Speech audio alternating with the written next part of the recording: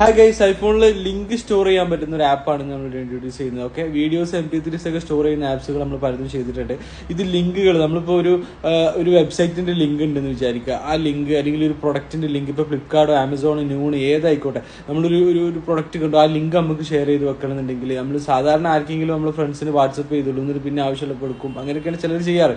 So അതിന്റെ ആവശ്യമില്ല. നമുക്ക് ഐഫോണിൽ ഒരു ആപ്പ് യൂസ് ചെയ്തുകൊണ്ട് ഈ ലിങ്ക് മൊത്തം നമുക്ക് എന്ത് ചെയ്യാം, സ്റ്റോർ ചെയ്തിടാം. അപ്പോൾ അതെങ്ങനെ ചെയ്യാന്നുള്ളതൊന്ന് കണ്ടു നോക്കാം. ഗൈസ്, നമ്മുടെ ആപ്പിന്റെ പേര് റെയിൻ ഡ്രോപ്പ് എന്നാണ്. ഓക്കെ, റെയിൻ ഡ്രോപ്പ് എന്ന്. അപ്പൊ നമ്മൾ ഡൗൺലോഡ് ചെയ്യാം. ഡൗൺലോഡ് ചെയ്ത് നമ്മൾ എന്ത് ചെയ്യുക, ഓപ്പൺ ചെയ്യുക. ഓപ്പൺ ചെയ്തിട്ട് നമ്മൾ അലോ കൊടുത്തിട്ട് എന്ത് ചെയ്യുക, അലോ കൊടുത്തതിന് ശേഷം നിങ്ങൾക്ക് നിങ്ങളുടെ ഗൂഗിൾ അക്കൗണ്ട്, ആപ്പിൾ അക്കൗണ്ട് വെച്ചിട്ട് സൈൻ ചെയ്യാം. ഞാൻ എന്റെ ഗൂഗിൾ അക്കൗണ്ട് വെച്ചിട്ടാണ് സൈൻ ചെയ്തത്. സൈൻ ചെയ്ത് കഴിഞ്ഞാൽ ഇങ്ങനെ ഇന്റർഫേസ് വരും. ഓക്കെ, ഇനി നമ്മൾ ചെയ്യേണ്ടത് എന്താണെന്ന് വെച്ച് കഴിഞ്ഞാൽ, നമ്മൾ ഇപ്പോൾ യൂട്യൂബ് എടുക്കുക, അല്ലെങ്കിൽ നമുക്കിപ്പോൾ ഏതെങ്കിലും ഒരു ലിങ്ക് കിട്ടണമല്ലോ. ഗൈസ്, അങ്ങനെ ഞാൻ യൂട്യൂബ് എടുത്തപ്പോൾ എനിക്ക് ഈ ഒരു സോങ് ഉണ്ടല്ലോ, ഈ ഒരു സോങ്ങിന്റെ ലിങ്ക് എനിക്ക് എന്ത് ചെയ്യണം, ഈ ഒരു സോങ്ങിന്റെ ലിങ്ക് എനിക്ക് കോപ്പി ചെയ്തിട്ട് സേവ് ചെയ്യണം.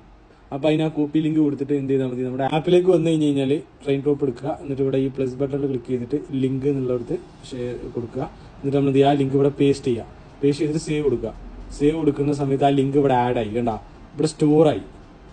ഓക്കെ, ഇനി നമുക്ക് ആവശ്യമുള്ള സമയത്ത് എന്ത് ചെയ്യാം, ആ ലിങ്ക് എടുത്ത് യൂസ് ചെയ്യാൻ പറ്റും. ഇപ്പൊ നമുക്ക് കുറച്ച് ദിവസം കഴിഞ്ഞിട്ടാണെങ്കിൽ ആ ലിങ്ക് നമുക്ക് വേണമെന്നുണ്ടെങ്കിൽ ഇവിടെ റെയിൻ ഡ്രോപ്പ് തുറന്നു കഴിഞ്ഞാൽ ആ ലിങ്ക് അതിലുണ്ടാവും. ഓക്കെ, എന്നിട്ട് ആ ലിങ്ക് നമുക്ക് തുറന്നിട്ട് എന്ത് ചെയ്യാൻ പറ്റും, ആ ഒരു വീഡിയോ കാണാൻ പറ്റും. ഇനി ഗൈസ്, ഞാനിപ്പോൾ ഈ ഒരു വെബ്സൈറ്റിലേക്ക് കയറി, ഒരു ദുബായിന്റെ ടൂറിസം വെബ്സൈറ്റ്. ഓക്കെ, ഈ കോപ്പി ലിങ്ക് കൊടുത്തിട്ട് ഇവിടെ ലിങ്ക് കോപ്പി ചെയ്താണ്ട് എന്ത് ചെയ്യാം, ഇത് തന്നെ നെക്സ്റ്റ് ലിങ്ക് ആയിട്ട് നമുക്ക് സേവ് ചെയ്യാൻ പറ്റും. ഓക്കെ, അത് സേവ് ആയിട്ടുണ്ട്. അപ്പോൾ ആ രണ്ട് ലിങ്ക് ടോട്ടലി സ്റ്റോർ ആയിട്ടുണ്ട്. ഇനി എനിക്ക് ഏതെങ്കിലും അത്യാവശ്യം ഘട്ടത്തിൽ എനിക്ക് വേണമെന്നുണ്ടെങ്കിൽ, ഈ ലിങ്ക് വേണമെന്നുണ്ടെങ്കിൽ എനിക്ക് റെയിൻ ഡ്രോപ്പിൽ വന്നിട്ട് ഈ ലിങ്ക് പ്രസ് ചെയ്താൽ മതി. ഓക്കെ.